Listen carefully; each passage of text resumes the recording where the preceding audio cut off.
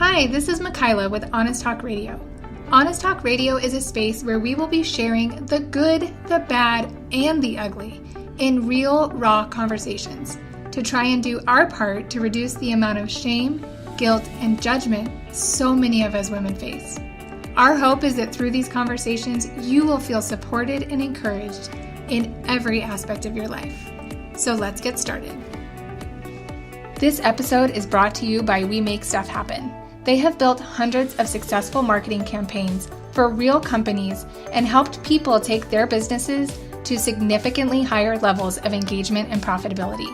Jonathan Christian and his team have created a series of educational programs to empower entrepreneurs, nonprofits, and businesses on how to successfully maneuver the ever-changing landscape of the social space. We here at Honest Talk International can personally attest to the amazing programs that Jonathan Christian and his team offer. So contact them at wemakestufhappen.com.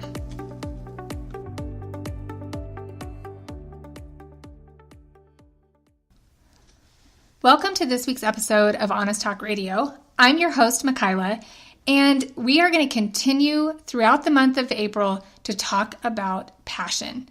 I am so excited about this week's guest, Abigail Gazda. She is an author, podcaster, and coach who has taken what life has thrown her way and come out on top. In her words, she activates high achievers to become bigger than their barriers and ascend into next level leadership. From the moment I met Abigail, I knew that she was such a light in this world. I had the blessing of meeting her about a year ago at a conference, and I am just so honored and can't wait to share with you all of her amazing insight into passion and purpose and really grabbing hold of what you were put on this earth to do. So without further ado, let's meet Abigail.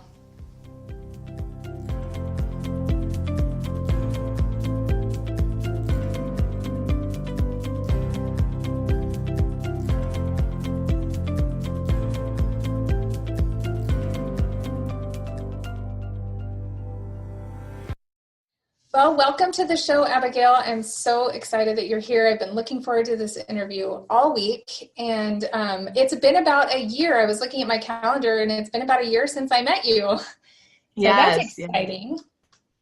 Thank you. Thanks for having me. Absolutely. So before we get started, I'd love you to introduce yourself to our audience, share a little bit about you and how you found your passion and rediscovered who you are. I love the way you asked it because, it's like a loaded question, like, oh, where do I start? But my name's Abigail Gazda. I'm a clarity coach. I work with people, really high achievers, in giving up any anxiety, any stress, and really unleashing their authentic superpower. So, how high achievers can tend to be is we're raised up in a world where we're good at listening, we're good at obeying and achieving someone else's goals and working in corporate America or wherever.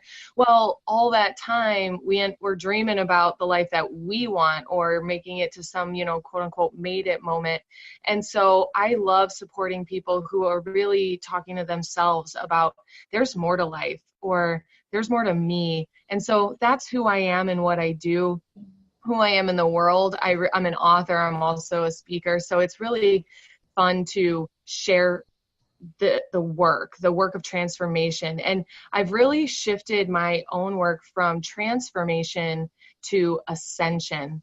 And this has been such a fun transition in the work. Is transformation is really when people are getting kickstarted, like the personal and professional development world. They start buying a bunch of books, listen to a bunch of podcasts.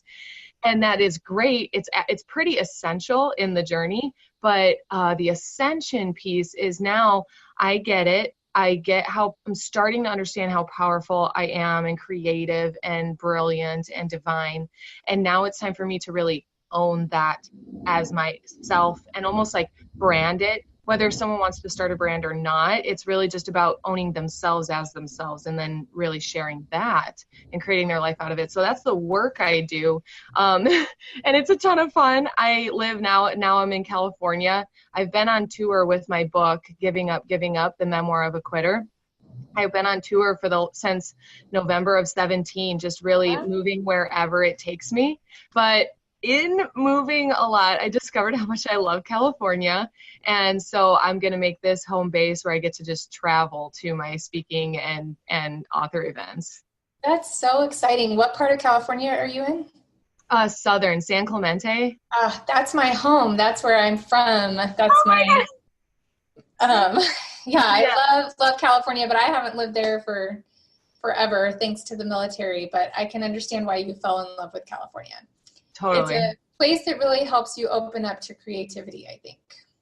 I wrote my book as soon as I moved out here. Like the ninth grade version of me, like I would have never told you I was going to be an author. And I played college basketball, and then I was a gym teacher. Like there's none of me that decided I was going to be an author until the moment like I realized so much about myself in my own transformation that writing it was the most like inspired thing to do. And so it came out so fast.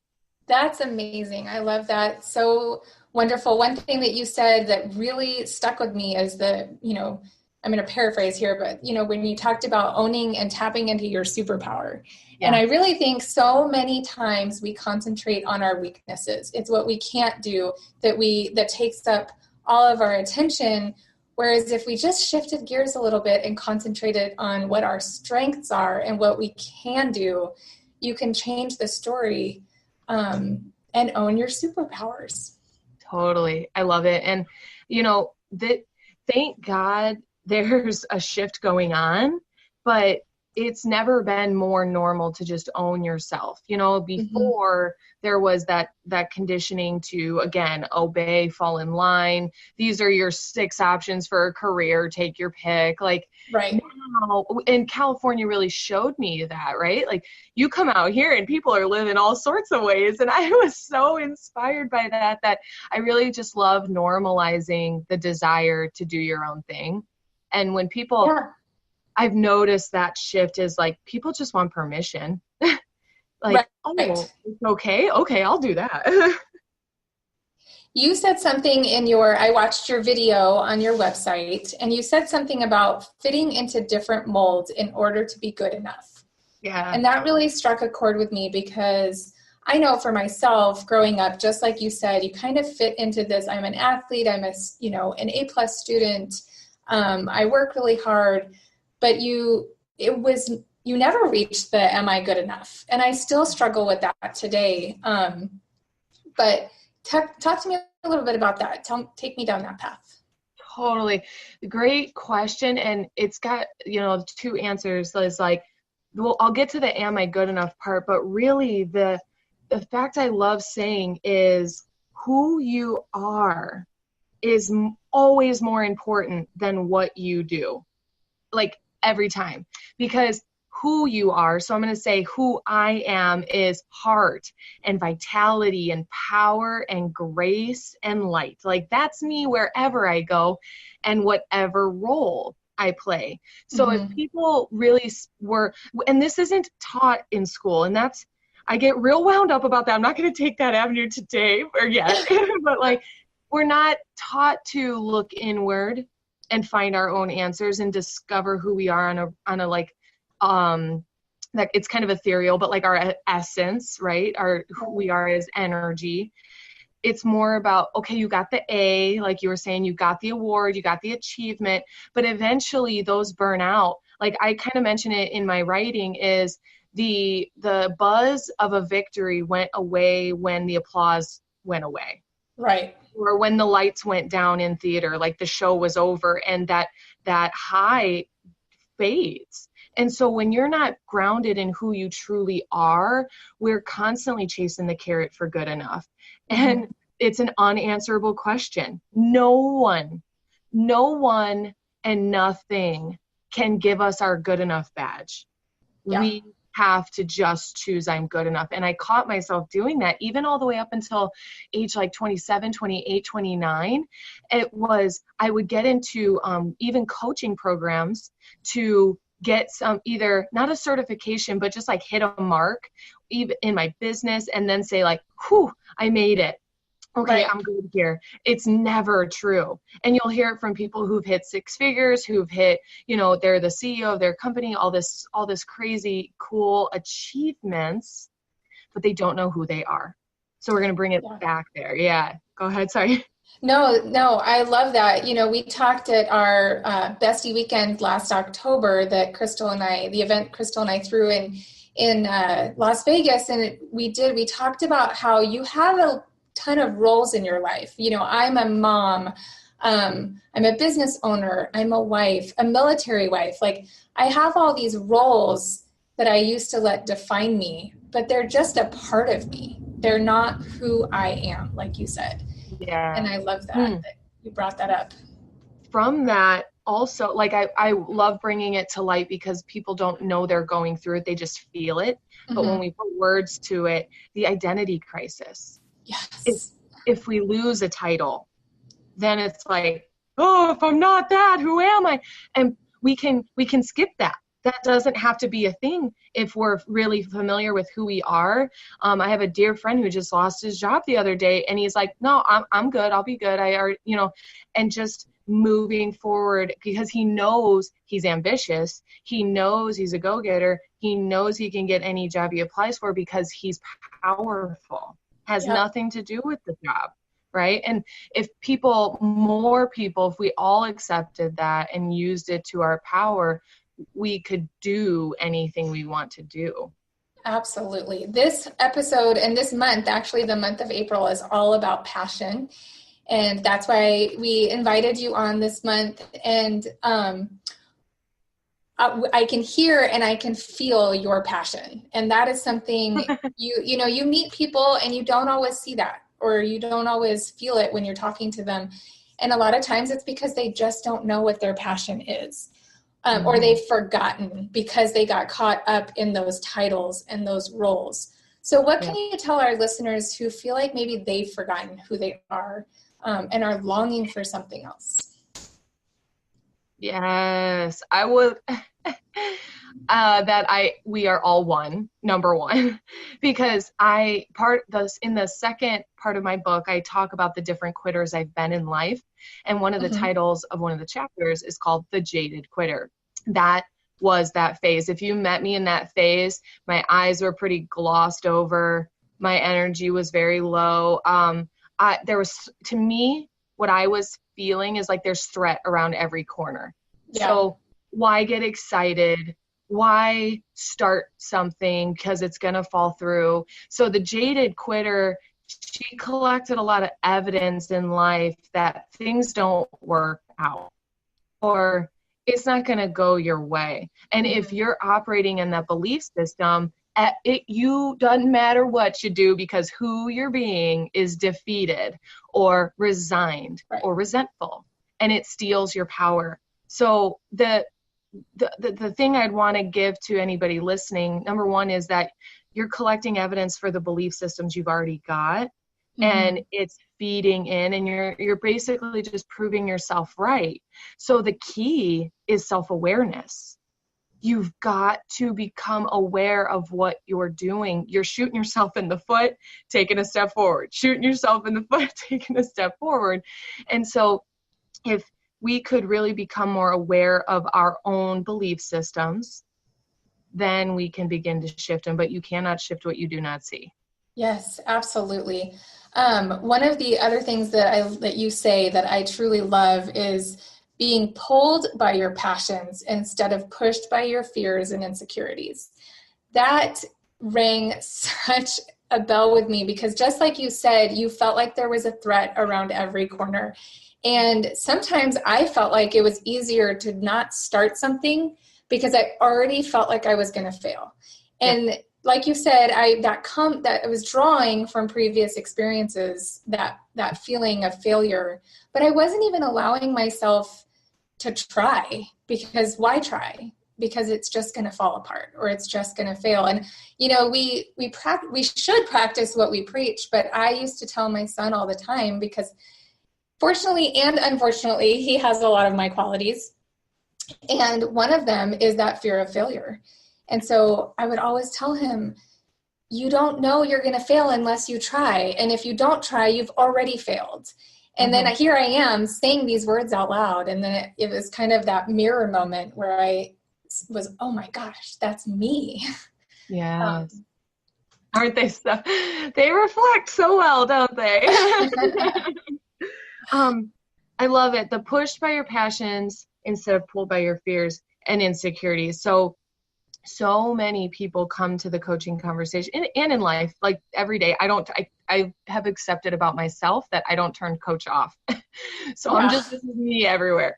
And I love helping people like see things. And what we're doing is we're projecting our past into our future.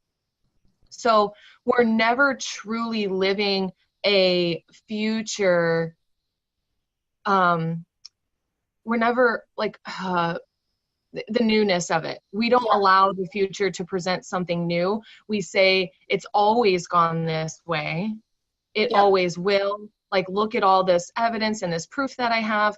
And so who we are being in our present is about the fact that we're pulling the past with us. If we don't get complete with the past and like just because we can really sever ties with it. And people get triggered by that because they think, who am I without my past? But you're allowed to be you and have great memories and bad memories and still create an incredible future, because there's absolutely nothing true written about it.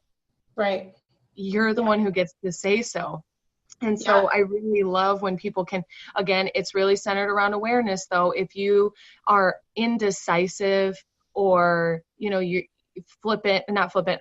fickle, you're going back and forth, you change your mind constantly, then it's really just going to diminish your power. People think that deciding and choosing is this negative type of commitment that's going to tie them to something. But no, choice is something that can propel you into your vision. True. For sure.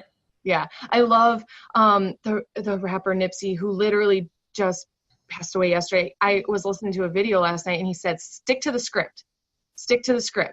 And like, if you write the script, then it's even cooler.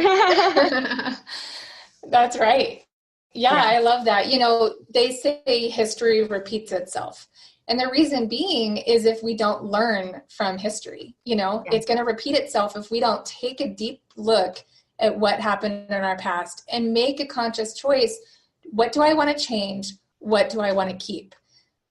Because like you said, you can have those memories and those past experiences, some good, some bad, but why were the bad ones bad? And how can you change that for the future?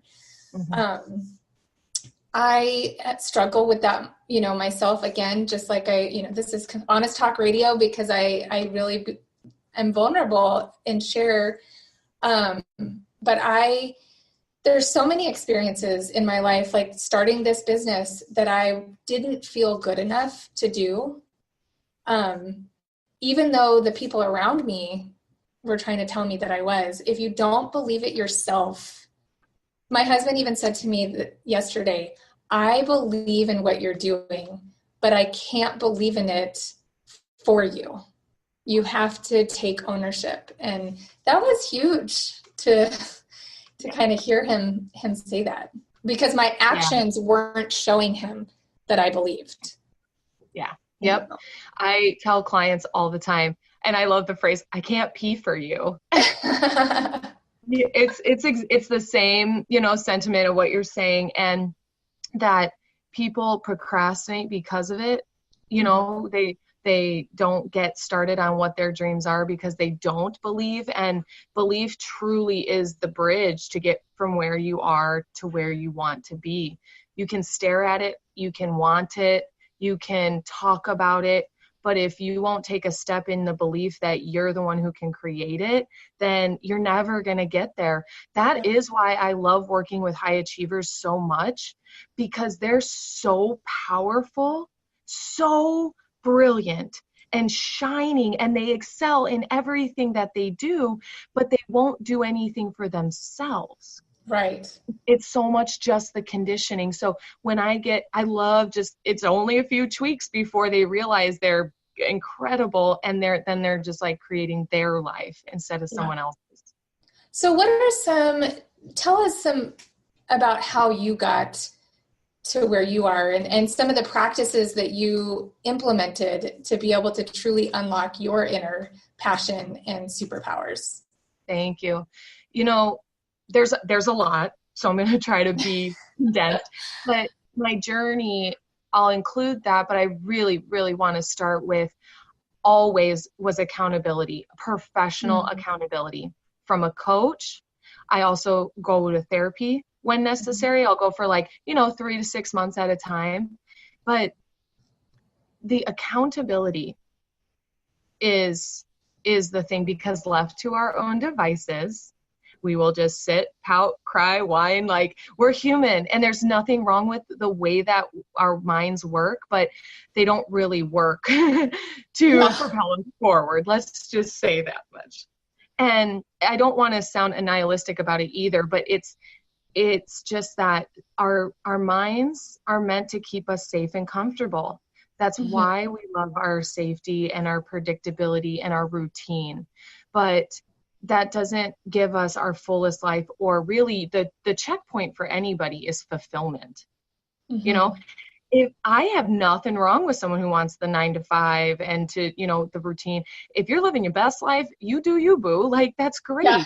But when people are losing sleep at night, or they have a pit in their stomach, or the hold on their throat that they're not speaking their truth or living authentically, that's when you really have to check in. And for myself, I'm from Indiana, so from the Midwest, and playing college basketball, doing my thing. I really thought I loved basketball, but it was very much like all I knew.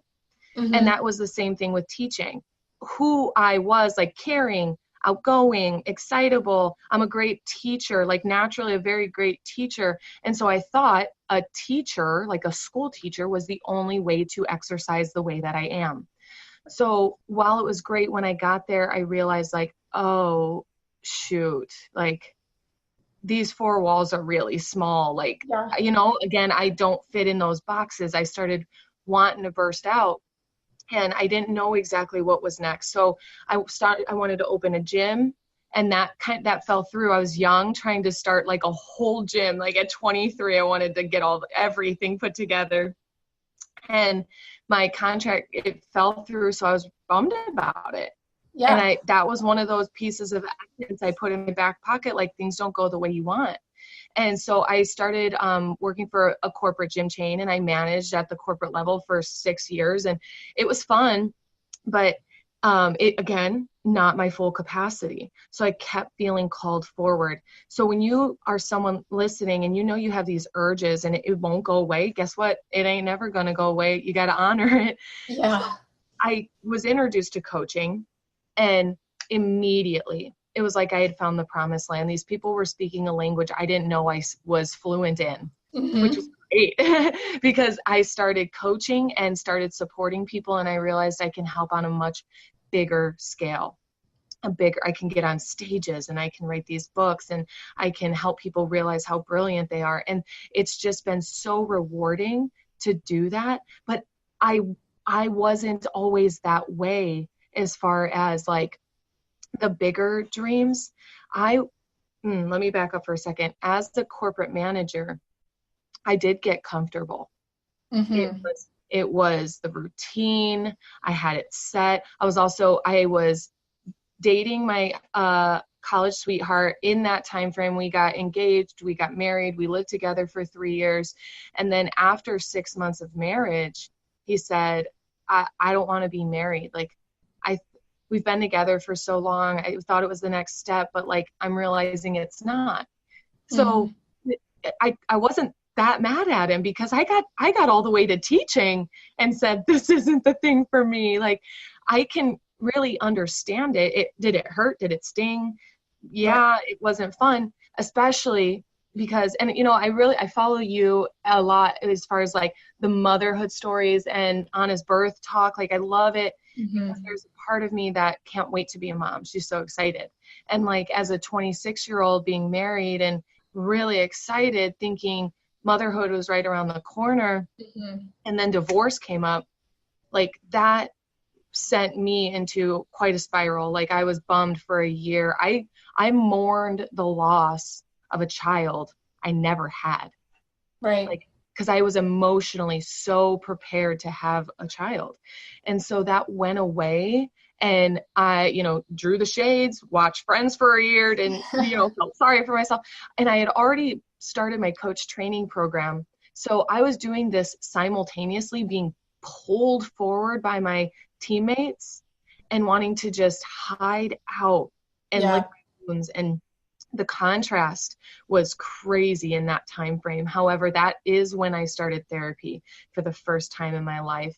I didn't know, like, I thought that if I needed help, I was weak. Yes. And so many of us think that.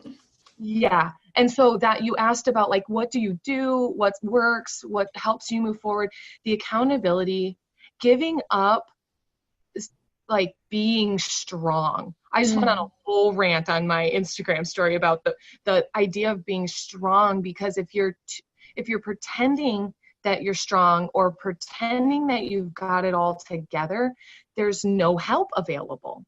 So quick, short, dirty tips are: speak your truth, sign up for the accountability, there's free stuff. Put yourself in a support group. You can get a coach. You can go to therapy. They're not the same, but they're very effective.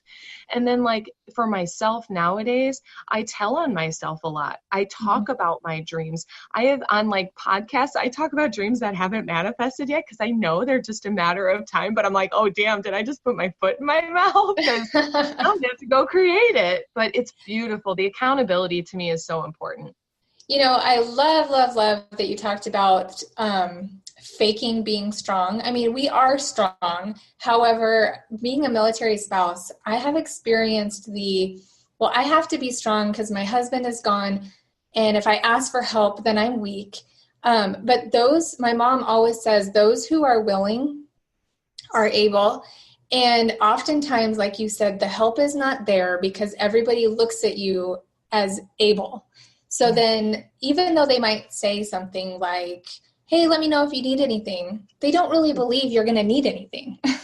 Yep. And I'm not saying that their words are empty, but in the flip turn, I wouldn't, or self-reflection, I wouldn't ask for help because, like you said, it was weak, or I felt weak. Yeah. But then over the years, as I've grown and understood myself a little bit better and started to ask for help, especially from my husband while growing a business, I feel that's actually the reverse of what I thought. It's so powerful. Yes. Oh my gosh. That's exactly so. We got to know the difference between strength and power. That's it.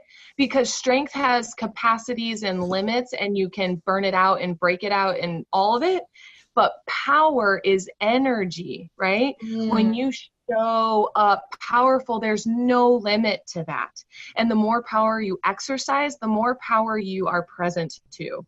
And so if people know that difference, they can access their power, because you can be powerfully upset, right? You can be powerfully scared, but you can articulate it. And then you get, again, you said ask, like I say it in my book, help is on the other side of asking for it. It's right there all the time. And so many people are so willing. Well, and here's the thing. When you do ask, the people who are so willing, you're giving them a sense of purpose and a sense of, I know for me, when I get to help somebody, that makes me feel good. Not, it's not to bring it back always on me, but I'm like, oh, wow, I really loved that I got to help someone today. And if I do nothing else, sometimes I can draw on that power that somebody asking me to do something gave me. And it helps me see my strengths. Sometimes I've been asked to do something and I'm like, yeah, I'm going to do it, but that's not my strength. Yeah. Or maybe that's not my strength. So, here, ask this person instead, because they'd be able to help you better. Oh, that's so great. You're pointing to like us, our humanly desire to be a contribution. Yes. Purpose. And so you said either I can do it or I can be a resource for you. Either way, I get to be a contribution. And that's not selfish, like, because I think we are convinced that it is giving is receiving. But when we're giving from the full cup and we truly get to experience, like, man, I made a difference today. I made an impact. Like, yeah, of course, go do that thing. So what about when that doubt and that fear do creep in? Like you said, having an accountability partner or team can definitely help. But there are just days where you're overridden with that fear or that doubt. What are some things that you do? So, oh man, I have such a heart for this, because there are days that we all wake up and the inner critic is already going at it. We wake up and the chatter is there. Sometimes it does wake us up, right? Yeah. And when it's strong, I want to invite everybody to look within, because we're resisting something. We're refusing to deal with an emotion or a feeling or a fear. And so it gets so loud that you must look. Or it's going to just drive you to the brink of insanity. That's one option. That's why I say throw the lifeline out. That's why I say reach out. But if you're dealing with it on your own, some of those things are journaling, getting in front of the mirror. So I promote mirror work like crazy, because if we were to just get in front of the mirror, make some eye contact and meet ourselves, we would find out a lot about us. But we do a lot of avoiding and a lot of resisting. Now, one other component to this is we haven't met ourselves on so many levels. And so there's these inner children at work. You do a lot of inner child work?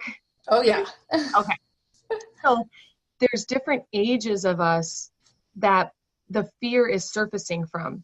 So let's say it's a fear of rejection, because I know that's my strongest one, and many people deal with it. The fear of rejection was triggered very much by my divorce, but it goes so much farther back, right? Like my mom working so many hours, a week, and saying, "Where's mom? I miss her." Or, oh, she must like work more than me. That's a 5-year-old making up a story. Well, the 5-year-old gets triggered in my adulthood. And when fear of rejection shows up, I start acting like a damn 5-year-old, and I throw a temper tantrum or I cry at something that it's not like, it's like, why are you crying? I'm like, because I'm so scared. So we're resisting meeting ourselves enough to understand that there's other components at play. So mirror work is incredibly important, but ultimately it's really just dealing with the stuff that you're you're avoiding, if it's a fear or a feel. What I love about the mirror work is it kind of forces you to look at yourself and say, would I treat someone else this way? Would I tell them these horrible things or make them feel this bad about themselves? And we talked about that again at the Bestie Weekend. When we treat ourselves how we would treat others, you can unlock so much and you can accomplish so much more. Because we're our worst enemy oftentimes.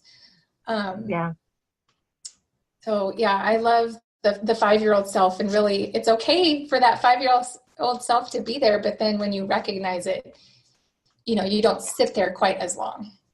Yeah, that's for sure. And, you were talking about being kind to yourself.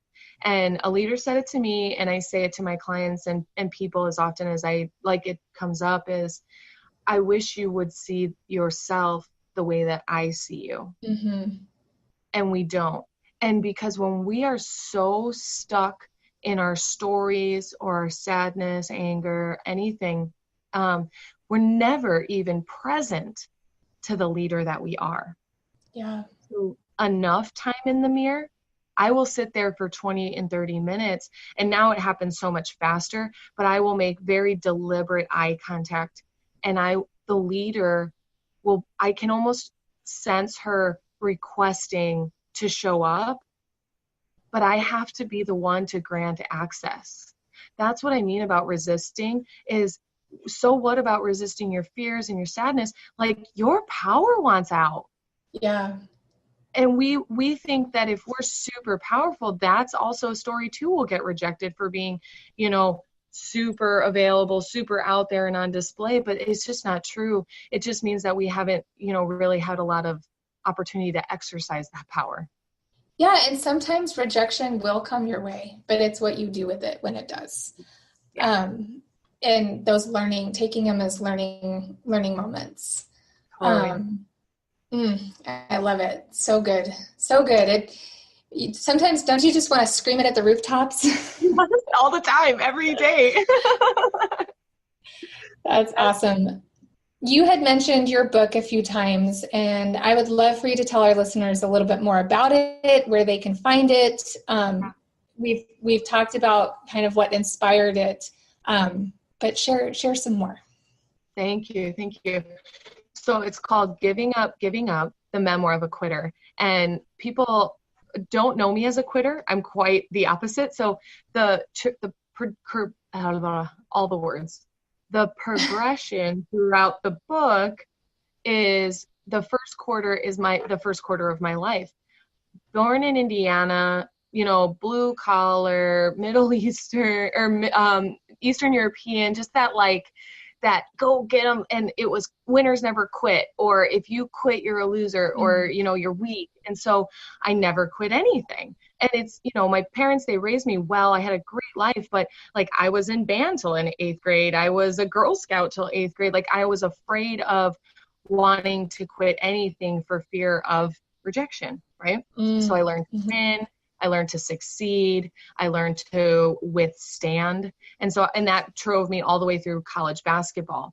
Well, college basketball really tipped the scale on this whole quitting thing, because I had torn my knee up as a sophomore and I did not quit. And it was very unhealthy because it resulted in 5 knee surgeries, because I was constantly trying to come back to the game. And I wasn't, because I wasn't emotionally done, I wasn't ready to quit. Yeah. And because, again, the whole quitting word had such a negative connotation in my head.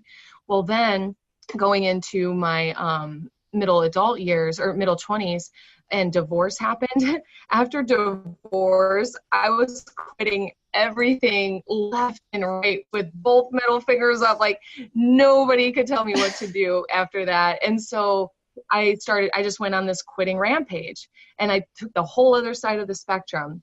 Well, in that process, I ended up moving to California. I ended up writing the book because I discovered that all of this, I realized all the different quitter identities I had played in my life. And that's the second part of the book, is talking about the different types of quitters that I was. But the third part of the book is really where it becomes the conceptual quitting. I quit people pleasing, and I quit the negative inner dialogue. I quit the crappy story about myself or believing I'm not good enough. I decided to give that up intentionally. And so from there, when I released that stuff, and trust me, I had accountability the whole way, because there were days where it got really uncomfortable, or I was on such new territory that I didn't know what to do with myself. So in that process, the last part of the book is accepting and choosing.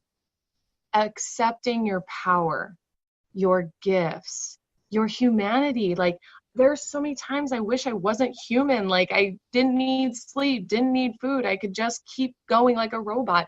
And it's not true. I had to accept that because I was running myself ragged.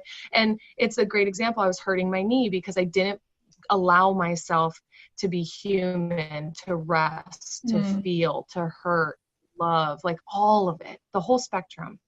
So I love sharing my story, but the way that the book is written is for the reader. I call it a memoir, but it's really a self-help book. And at the end of most chapters, there are reflection questions for the reader that if they got anything from my story, that's great. But then the questions are really meant to have them look into their life and the way that they are a quitter or not, or all the things like that. So it's great. And it's available on Amazon and Audible. And then on my website, abigailgazda.com as well. Fantastic. Wow. So powerful. I love that through your book and through your story, quitting doesn't always have to be negative. And when we do quit the things that are holding us back, that you can move forward so much more, 10 steps forward instead of 10 steps back. That's amazing. I love it. I can't wait to go read it. Thank you. All right. So as we wrap up, is there anything else that you would like to share with our listeners and leave with, a few last words? Thank you. Just that you're not alone. I think what's been really coming to me in this whole conversation, when we do speak our truth, there's no way, like you cannot possibly prove that you are alone ever. Mm-hmm. And there's the whole world is proving it to you as far as people surrounding you, but then the energetic beings, your angels, your guardians, your higher power, like you're never alone. And so I love to speak into the hearts of people who are struggling with something. Give it up. Give up the struggle, raise your hand, ask for help, and allow it. Okay. So good. So good. Okay. So what is your social media? You gave us your website, but if you could reiterate that just so our listeners can follow you. Totally. So abigailgazda.com, it's just my full name. And on there, if they really did love the conversation, I have a self-assessment on my website right on the front page. It's underneath that cool video. But yeah, you can look at the different areas that you're being blocked up in life. And so I think it's a great little tool that people, if they loved this conversation, they can really start kind of digging in and shaking things up for themselves. I'm really active on Instagram. So that's Instagail, just like Insta, but then Gail. And again, on Facebook, I'm Abigail Gazda. It's just my name, and you can find me anywhere. I do have a really great community, Growing Gratitude. I know you guys are in there. So Growing Gratitude is just a place where people can come, be themselves, share their great life.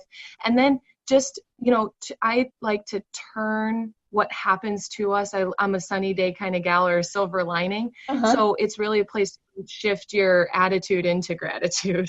Love it. Love it. Thank you so much again for taking time out of your schedule to be on the show with us today. And I can't wait to continue the conversation. Thank you so much. Take care. Thank you for listening to today's show. If you felt encouraged by this podcast, please subscribe to our channel to ensure that you get all of our updates. If you'd like to join the conversation and be on Honest Talk Radio, contact us at hello@honesttalkinternational.com. And finally, if you are looking for a community of women who support, encourage, and lift one another up, then join us at honesttalkinternational.com.